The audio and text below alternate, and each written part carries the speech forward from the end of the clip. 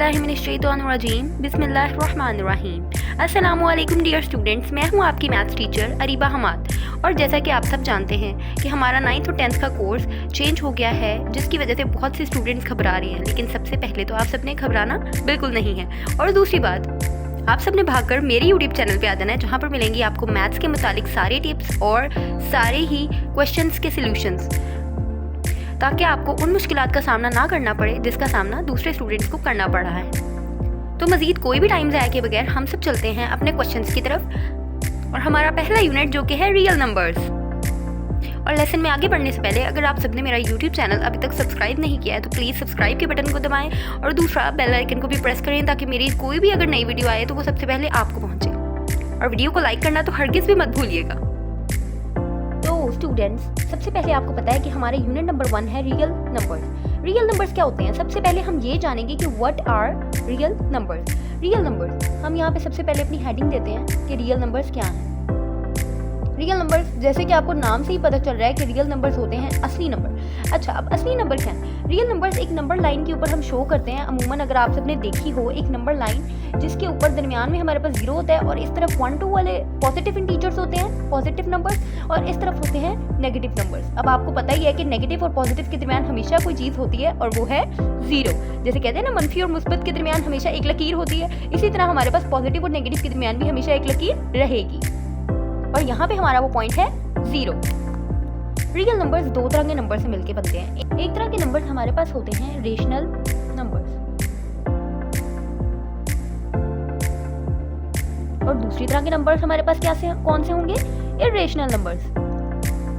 अब मैं आपको अगर बहुत ही आसान सी जुबान में समझाऊं तो वो ये है कि रेशनल नंबर्स जो होते हैं ना, वो हम कुछ इस तरह से शो कर सकते हैं, लाइक P/Q, जो इस फॉर्म में लिखे जा सकते हैं। और ये रियल नंबर्स के एलिमेंट होते हैं, यानी रियल नंबर्स के अंदर से आए होते हैं। लेकिन इर्रेशनल नंबर्स को हम P/Q की फॉर्म में नहीं लिख सकते। ठीक है, होते तो ये भी रियल नंबर्स के एलिमेंट हैं, लेकिन not be written in this form, not written as this. ठीक है, अच्छा, अब हम चलते हैं आगे रेशनल नंबर्स और इर्रेशनल नंबर्स की टाइप्स की तरफ। अच्छा, अगर रेशनल नंबर्स की टाइप्स देखी जाए तो वो होती हैं दो तरह की। एक होती है टर्मिनेटिंग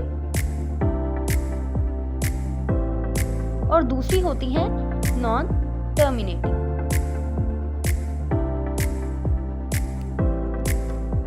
और रिकरिंग। इसी तरह हमारे पास इर्रेशनल नंबर्स की भी टाइप्स होती हैं।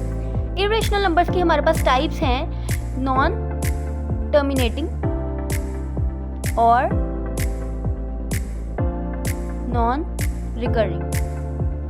अगर आप इस वक्त बैठे हुए सिर्फ ये वीडियो देख रहे हैं तो इस तरह मत कीजिएगा। सबसे पहले इसको नोट डाउन करना शुरू करें। जब आप लिखना शुरू करेंगे, खुद अपने हाथ से इस चीज़ को गुजारेंगे तो आपका बहुत ज़्यादा फ़ायदा होगा। इस तरह इनको हेडिंग्स दें, और इस तरह जैसे मैं लिख रही हूँ बिल्कुल उसी तरह इसको लिखना शुरू करें। सबसे पहले हम पढ़ेंगे terminating decimal number. Terminating decimal numbers इस तरह के नंबर होते हैं जिनको अगर हम डिवाइड करें, डिवाइड करने पे यानी P/Q करने पे हमारे पास जो आंसर है वो equals to some finite number है। Finite number. अब फाइनाइट नंबर क्या है? फाइनाइट का मतलब होता है महदूद। ठीक है, अच्छा, फाइनाइट नंबर के अंदर हम देखते हैं कि अगर हमारे पास फॉर एग्जांपल 22 डिवाइडेड बाय 5 दिया हुआ है, तो हम इसको डिवाइड करेंगे, 22 अंदर आ जाएगा और 5 बाहर। हमेशा ऊपर वाली रकम अंदर आती है और नीचे वाली रकम बाहर आती है। 5 4s are 20 एंड 2 हमारे पास रिमाइंडर है। 5 हम क्या करेंगे, पॉइंट लगाकर नीचे 0 लगाएंगे तो 5 4s are अगेन 20 आ जाएगा, which means the answer is 4.4। अब देखें, हमारे पास एक फाइनाइट नंबर आ गया ना 4.4, जहाँ पर ये अकेला रुक गया है, इसके बाद आगे ये आंसर नहीं बढ़ रहा, तो ये हमारे पास क्या है? Terminating decimal numbers. अच्छा, अब हमने पढ़ लिया है टर्मिनेटिंग डेसिमल नंबर्स क्या होते हैं। इस तरह के नंबर जिनका सोल्यूशन हमेशा एक फाइनाइट नंबर होता है वो टर्मिनेटिंग डेसिमल नंबर्स होते हैं। अब हम आगे देखेंगे कि नॉन टर्मिनेटिंग और रिकरिंग डेसिमल नंबर्स क्या होते हैं। अब हम देखते हैं कि नॉन टर्मिनेटिंग डेसिमल नंबर्स किस तरह काम करते हैं। नॉन टर्मिनेटिंग डेसिमल नंबर्स इस तरह के नंबर होते हैं जिनको हम P/Q की फॉर्म में नहीं लिख सकते। P/Q की फॉर्म में क्यों नहीं लिख सकते? इसकी वजह ये है क्योंकि वो हमारी नंबर लाइन पे एग्जिस्ट तो करते हैं, लेकिन वो कुछ इस तरह एग्जिस्ट करते हैं कि वो सही काम नहीं करते। हम चलते हैं सबसे पहले अपनी एग्जांपल्स की तरफ कि नॉन टर्मिनेटिंग डेसिमल नंबर्स की एग्जांपल्स क्या हैं। इसकी एग्जांपल एक तो है पाई। ठीक है, हम सब जानते हैं पाई क्या है। Pi is 22 divided by 7 which is equal to 3.414 and so on.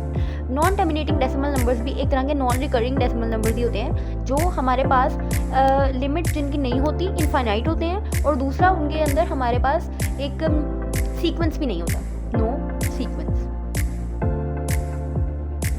Got it. इसी तरह हमारे पास ई की वैल्यू है जो कि बराबर होती है 2.718 एंड सो ऑन। इसके अंदर भी कोई सीक्वेंस नहीं होता और ये भी इनफाइनाइट नंबर्स होते हैं, इस वजह से इनको हम नॉन टर्मिनेटिंग डेसिमल नंबर्स के अंदर पुट करते हैं। ठीक है, तो ये क्या है हमारे पास? Recurring decimal numbers. Recurring decimal numbers क्या होते हैं, जो भी मैं बता रही हूँ, इसके अंदर हमारे पास रिपीट द नंबर्स। इसके अंदर क्या होता है? Repeat the numbers. ये नंबर्स को रिपीट करते हैं, लाइक 2.833। इसी तरह मैं आपको एक और एग्जांपल दूँ। 13 को अगर हम 3 पे डिवाइड करें तो 13 अंदर आ जाएगा, बाहर 3 आएगा, 3 4s are 12, reminder is 1। And इसी तरह पॉइंट लग के यहाँ पे 0 आएगा, 3 3s are 9 which is also 1 and 0, 3 3s are 9, और ये इसी तरह रिपीटेडली चलता जाएगा। It will repeat itself. और इसका क्या मतलब है कि ये रिकरिंग डेसिमल नंबर्स है 4.33 एंड सो ऑन। ठीक है, आगे हम चलते हैं नॉन रिकरिंग डेसिमल नंबर्स की तरफ। नॉन रिकरिंग डेसिमल नंबर्स में सबसे पहले हमारे पास क्या आते हैं? ऐसे नंबर्स जिस तरह पिछले में रिपीट इटसेल्फ कर रहे थे, यहाँ पे नॉट रिपीट इटसेल्फ। यहाँ पे वो अपने आप को रिपीट तो नहीं करते, लेकिन वो फाइनाइट भी नहीं होते, they are infinite and not repeat itself.